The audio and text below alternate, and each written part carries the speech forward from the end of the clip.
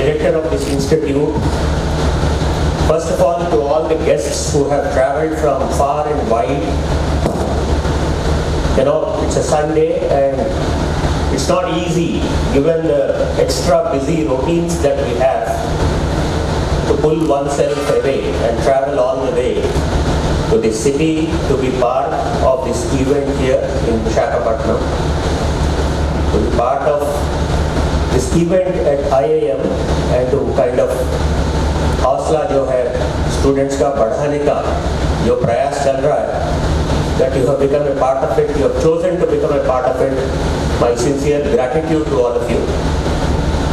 And the presence of all of you has kind of elevated the status and standing of this event.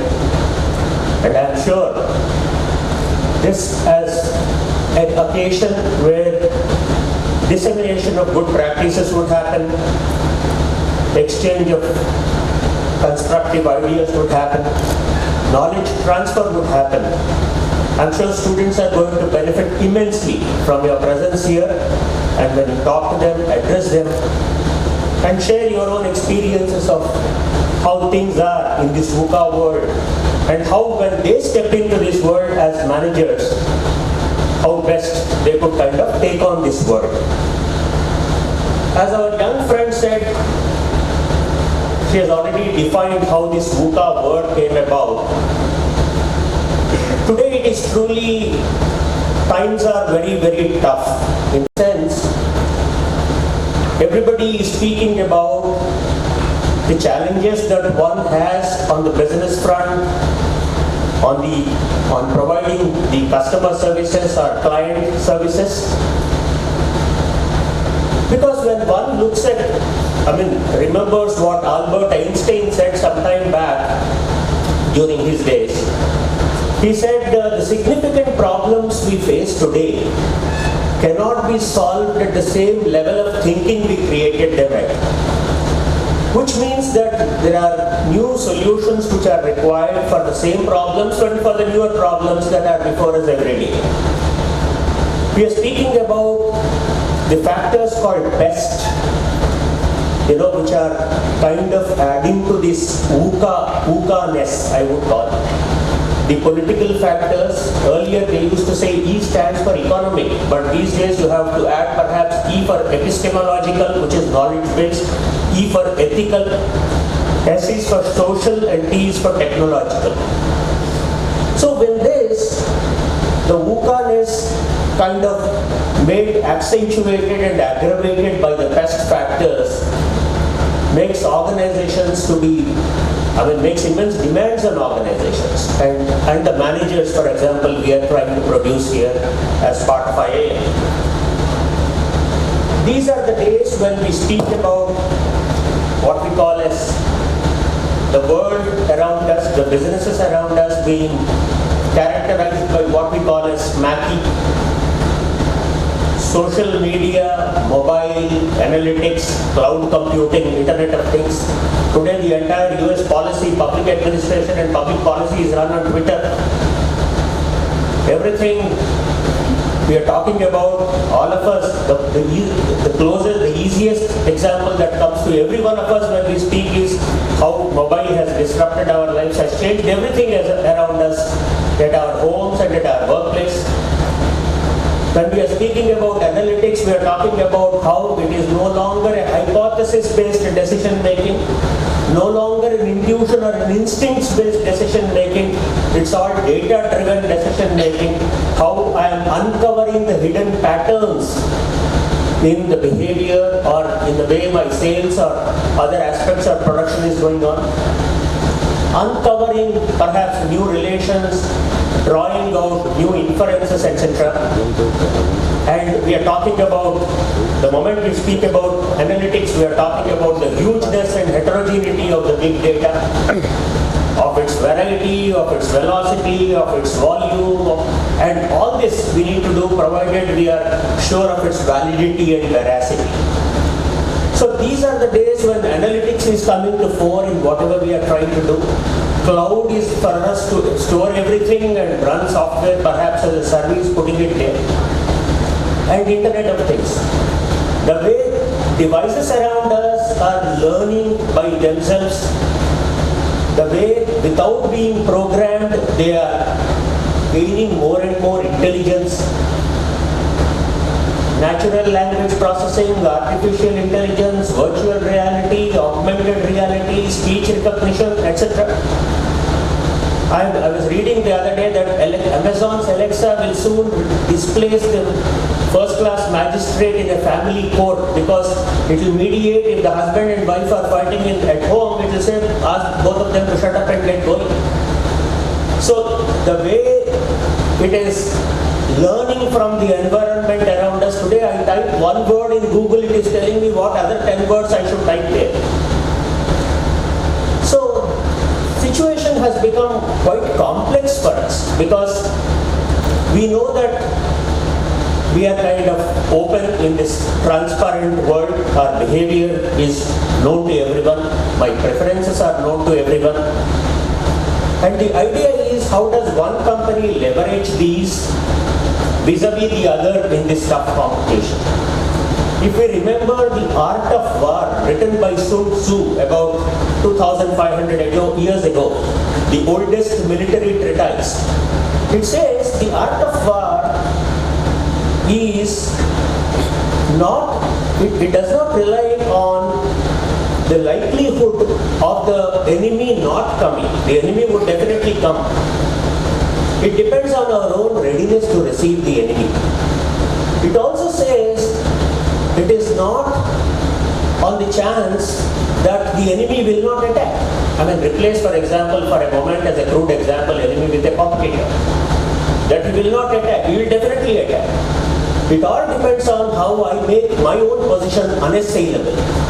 So this is the crux of how I need to maintain my progress, growth and development, and by a very large scale. In fact, the World Economic Forum report recently says that students who enter the primary school today, they are about 5-6 years old. By the time they actually get into jobs, 15 years later, they would be doing jobs 65% of which do not exist today. So you cannot imagine what kind of jobs perhaps, they would perhaps be working as we typically call Uberization of skills. They are spread across all parts of the world and contributing to the development, contributing to the implementation of a new idea. So when we speak about VUCA world and how disruption and innovation are coming out of it, like nectar coming out of the manthan,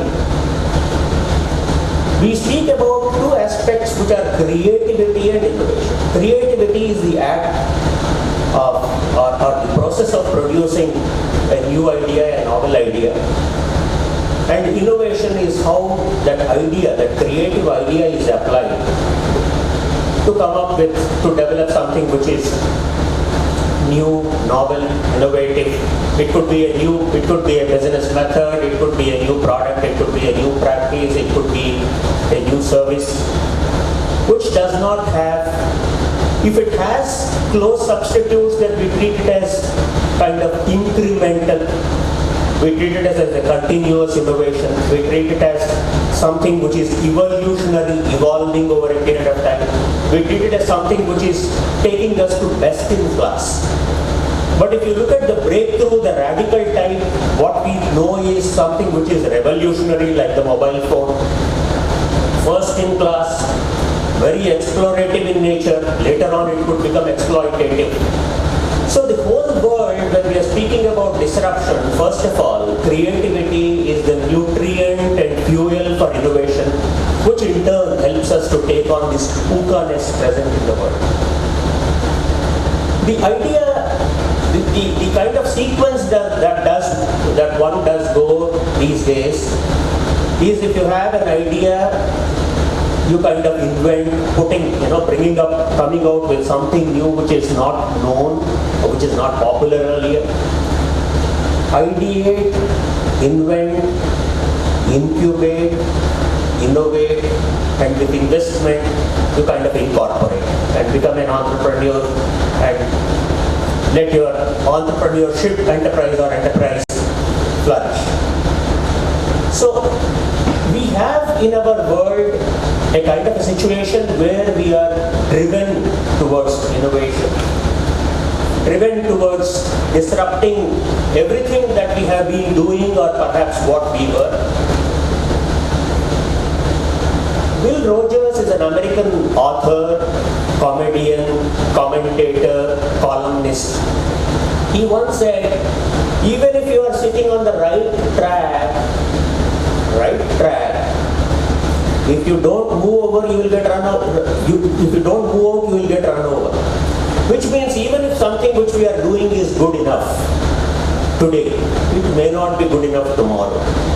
And he also says good judgment comes from a lot of bad experience, from a lot of experience, and a lot of experience comes from bad judgment. So in this world we are bound to fail, we are bound to learn, and that's how perhaps we come up with new things. Charles Kettering, who used to be the R&D director of General Motors, who gave us the Freon refrigerant, who gave us the leaded gasoline, also used to say that you can't have a better tomorrow if you keep on thinking about things as they exist today, because there could be more VUCA in the future. And he also said there exist limitless opportunities for the industry, and as long as you have an open mindset, as one of our colleagues, the young friend, said in her introductory remarks, as long as you have an open mind, you can always keep pushing the frontier. Dhirubhai Ambani once famously said that if you don't build a dream for yourself, somebody will hire you to build a dream for themselves. So the idea is, if in the organization we are a learning organization, we need to be prepared in terms of our capacities and our adaptability to change. Interestingly, talking about VUCA, folks, I see here there are folks under 30 professionals here. Folks said that in a publication which was written by a fellow from Harvard Business School, they said VUCA has to be countered with VUCA itself. What is this new VUCA that they are talking about? He says, the first V stands for vision. As long as there is clarity of vision, vision is about dreaming, mission is about doing. As long as my eyesight remains steadfast on that vision, VUCA is only a temporary headwind which I can perhaps convert through my innovation into a tailwind and move forward. U stands for, he says, understanding of the context around me. My understanding of the context is important because I need to know what these inherent risks are and how do I hedge them. These could be regulatory risks, this could be reputational risk, this could be environmental risk, this could be market risk, this could be credit risk, this could be, you say it, you are there. The C in VUCA, he says, stands for courage. Courage not so much in terms of chivalry. He says courage stems from confidence. And confidence in turn is a function of how competent I am, how capable I am, how committed I am, and how credible my past has been. And that helps me, gives me a lot of strength to take on these VUCA type systems. And the last one, A, they speak about agility, how nimble-footed the organization is to adopt change and kind of adapt itself to new things. There's one more example which I would quote before I kind of conclude. Ernst & Young also in a publication in 2017 highlighted the title which they gave was Managing and Leading the Change in the VUCA World. They have highlighted 4 aspects. For example, we have many leaders here sitting from the industry who have distinguished themselves. He says to take on the VUCA aspect, leadership is important. And the word they use is leadership's behavior is important. Leadership's behavior on how he would like to shepherd his teams to success is important. The second one they say is use of technology. As I said, all this smacky and all those things. Use the technology for 2 things. One is to promote innovation, to improve or increase the innovation. The second one is improve the decision making. Today, for example, when we have a cell phone, the office is virtually with us. Whichever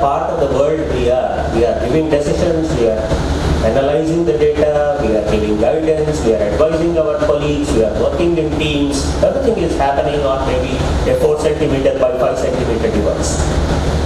So how we use it to kind of cut down the hierarchy, cut down the red tape and improve the efficiency. And the third one they say is culture alignment. What is the organizational culture in being change ready? And the last one they talk about is internal capability in terms of a learning organization. So it's not as if some buka would come and somebody would make me redundant that I don't start learning today. They say capability is retooling of the skills, redeployment of the skills, reskilling needs to continuously happen within the organization so that I am ready for the moment when it actually strikes me. One important thing about this change management is what we call as fire in the belly. Lombardi, who is the very famous American football coach, he famously once said that if you are not fired with enthusiasm, you will be fired with enthusiasm. Which means that it is a question of survival, that everybody thinks out of the box, everybody is creative, and everybody tries to contribute a little bit to the organization in terms of its product or process. If not in a kind of a breakthrough manner, a little better, a little faster, a little quicker, a little cheaper, a little simpler, a little more durable, a little more serviceable, a little more maybe observable, so on and so forth. And finally, Prashanta Banerjee, who was again a very famous football player, midfield, he played for all, Mohan Bagan, East Bengal and Mohammedan Sporting. He said, the world is never a level playing field. It is for you to make it as a level playing field. In terms of opposition would always be there. Customer gaps are there in terms of their expectations. My own company gaps are there in terms of my capabilities. Cost gaps are there because my costs are not rationalized. Competitor gaps are there because the competitor has a better product. So all these things anyway exist.